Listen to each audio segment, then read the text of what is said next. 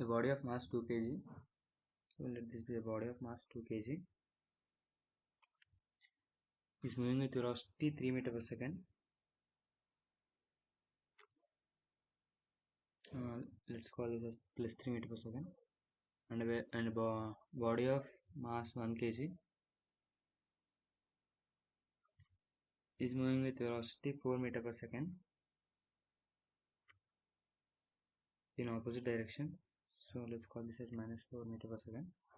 These two bodies had a collision, and after the collision they move together. We need to find the velocity, common velocity after the collision. So from conservation of linear momentum we can write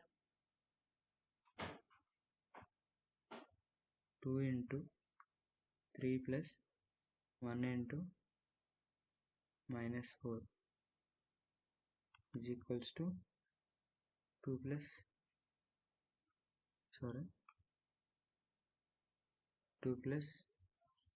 1 into v. So 6 minus 4 is equals to 3v. V equals to 2 by 3. As this is plus 2 by 3, the combined body will be moving in this direction. So velocity is plus 2 by 3 meter per second.